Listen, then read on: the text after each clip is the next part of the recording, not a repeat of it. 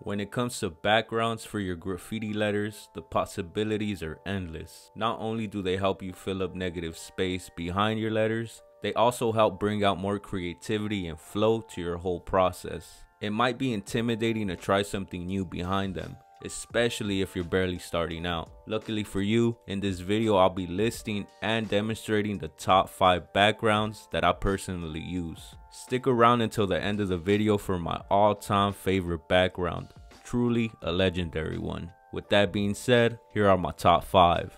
Coming in at number 1 is the cement wall. This background consists of what are mostly rectangular borders. Its main purpose is to help you fill up a ton of the negative space around and behind your letters in a very structural way, while at the same time helping them be more noticeable. For example, on this piece I dropped for the homie Zester, I started with filling in the negative space behind the letters that was on the bottom of the page. Once I got that out of the way, I moved up to the top of the letters and started adding rectangular borders running all along the top. Note that these rectangular borders aren't just one level. Some are slightly bigger and some are slightly shorter. Applying that technique is what gives the background more flavor instead of keeping the whole border basic and just one size. Once I had that situated, I started filling in the border with whatever color I chose, getting rid of all that negative space I had created. Feel free to add some floating bricks on the top of the border for an extra effect. Number 2 on the list is the wavy background.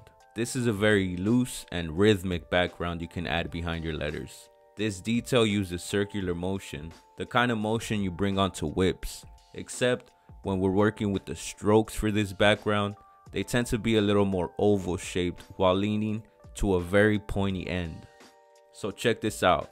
I used this background on a piece I did for fellow subscriber Able To. I started with letting my wrist flow in a very loose and rhythmic manner, just like I mentioned. I didn't want the waviness to overpower the background, so I kept them subtle, flowing behind the letters. Notice how I brought some of the waves to a close with a very sharp finish. Applying that technique helps bring in more ism to the whole flow and waviness. It may be a bit tricky to get that on point the first couple of times, but with practice, you'll get it. Once again, I filled in everything that I sketched out, including that negative space in between the letters. Adding some small ovals floating around the waves also gives this background a cool extra layer. Coming in at number 3, we have spikes, or zaps if that's what you'd prefer to call them. This background effect is very wicked and is a bit trickier to pull off as we climb up the ladder. It consists of thin spikes coming out behind your letters in a crazy and pointy manner, while helping fill up some negative spaces around, behind, and in between your letters, just not as much. Here's an example of this background on a piece I did for the homie Teppers. I started with lashing out lines behind the letters in a slim triangular manner. With the spikes, I tend to go crazy, letting my wrist flow from here to there and from there to here.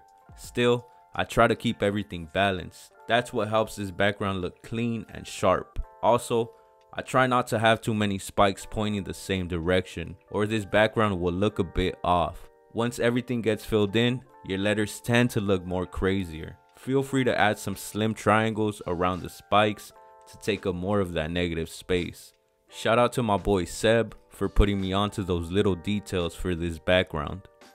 4th on this list is the brick wall background. This is the most complex background on the list. It could be very time consuming, but the payoff is worth it when you pull it off right. All this background consists of is horizontal lines placed behind your letters that we later transform into little rectangles using vertical lines. This is how to get away with it. I applied this background to 2 whole pages when I was streaming here on YouTube. The way I kicked it off was by filling in the background of my burners using a brown marker. Then, with the help of a ruler and a darker marker, I applied horizontal lines running behind the letters, making sure to leave gaps in between them. The reason for the gaps is for our vertical lines that come into place soon. Once you have the horizontal lines established, you can start adding the vertical lines in between the gaps of the horizontal lines, Make sure to leave enough space on the vertical lines to form small rectangular structures. That's the key to give this background that brick wall effect. Note that you can use any color you'd like for this background. I chose to rock with browns since they're more traditional. Now, the most effective background in this list is bubbles. This background detail is very traditional and used globally. It's also one of my personal favorites to implement behind my letters. Bubbles bring in a very fun effect to your letters while making them stand out in a unique and fly way. The strokes you apply to conquer this background are in a circular motion, so make sure to have that wrist warmed up and ready. Scope this out. This is how I applied them on a piece I did for the homie J Money. Using that circular motion I mentioned, I started applying what looks like half a circle right on top of the center of my letters. I usually make this circle the biggest to have a center focus on the bubbles. Once I laid that down, I started adding slightly smaller ones around the left and right side of the letters, on the top and on the side. I filled in all the negative space underneath the letters. Then I also started filling in the bubbles to get more of a glimpse and feel of how they were gonna look. Doing this helps me know if I need to make any of them more round and circular. Once I had everything filled in, I started adding smaller bubbles around the larger humps. This technique helps enhance the bubble background. And that right there is my favorite one. Note that when you're working on your letters and they're placed in the center, all you have to do is apply the same thing you did on the top to the bottom to get a balance of the background. Although some of these may seem basic, they definitely do the trick. If you feel like you want to step it up a notch, try adding 2 of these on whatever project you're working on. The results will be astounding.